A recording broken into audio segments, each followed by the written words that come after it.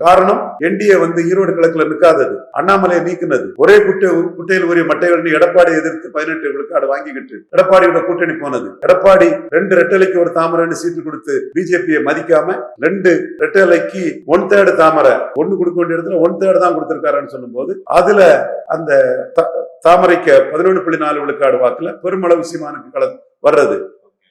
எடப்பாடி நிலைப்பாட்டுல இருந்து மாறினது. பரையர் தேவேந்திர குல வேளாளருக்கு 5 விழுக்காட்டை உயர்த்தி கொடுக்கணும்னு சீமான் உறுதியா இருக்கிறது. கோனூரி குப்பம், கோன்கோட்டை, கோனார் கோட்டை, நீ மராட்டியம் கோட்டைன்னு சொல்லும் போது பொத்திக்கிட்டு இருந்தவன் முன்னாள் அமைச்சர்லாம் இன்னைக்கு நான் கோனார் கோட்டைன்னு சொல்லும் போது வாரியா கலெக்டர் ஆபீஸ்ல கம்ப்ளைண்ட் கொடுத்துட்டு இருக்கியான்னு ஓங்கி அடிக்கிறாரு சீமான். இப்படி பல அம்சங்கள் சீமானுக்கு வாக்கு வங்கியை உயர்த்தும். 5வது முறை தனிச்சு நிற்கிறது வாக்கு வங்கியை உயர்த்தும். நிலைப்பாட்டுல எடப்பாடி மாதிரி பல்ட்டி அடிக்காதது வாக்கு வங்கியை உயர்த்தும். விக்கிரவாண்டி ஈரோடு கிழக்குல களத்துக்குள்ள நின்னது வாக்கு வங்கியை உயர்த்தும். சீமான் விஜய் கம்பாரிசன் சீமானுக்கு வாக்கு வங்கியை உயர்த்தும்.